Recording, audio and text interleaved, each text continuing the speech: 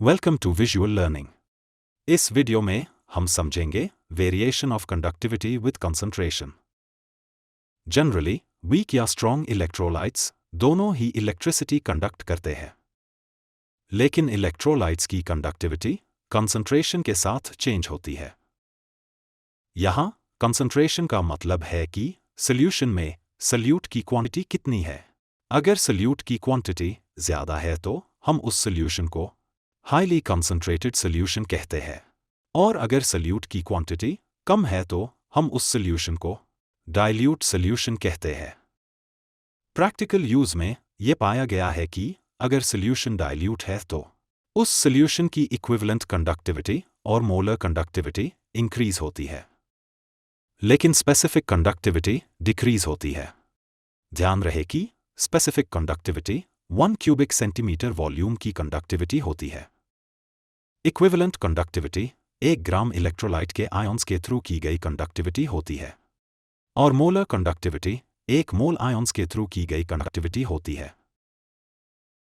आइए जानते हैं कि सॉल्यूशन का कंसंट्रेशन किस तरह से कंडक्टिविटी को अफेक्ट करता है। सॉल्यूशन में कंडक्टेंस उसमें मौजूद आयन की वजह से होता है। जितने ज्यादा आयन होंगे उतना ही ज्यादा कंडक्टेंस होगा। जब सॉल्यूशन का डाइल्यूशन होता है, यानी कि सॉल्वेंट की क्वांटिटी बढ़ाई जाती है, तब ज्यादा आयन प्रोड्यूस्ड होते हैं, जिससे कि कंडक्टेंस इंक्रीज होता है। साथ ही सॉल्यूशन का वॉल्यूम भी इंक्रीज होता है, लेकिन स्पेसिफिक कंडक्टिविटी डिक्रीज होती है। ऐसा इसलिए क्योंकि स्पेसिफिक कंडक्टिविटी पर यूनिट पे मेजर की जाती है। डाइल्यूशन होने के कारण पर यूनिट वॉल्यूम आयन के नंबर कम हो जाते हैं, जिससे कि स्पेसिफिक कंडक्टिविटी कम हो जाती है। वहीं दूसरी ओर इक्विवेलेंट कंडक्टिविटी और मोलर कंडक्टिविटी इंक्रीज होती है। ऐसा इसलिए क्योंकि इक्विवेलेंट कंडक्टिविटी और मोलर कंडक्टिविटी वॉल्यूम और स्पेसिफिक कंडक्टिविटी का प्रोडक्ट है।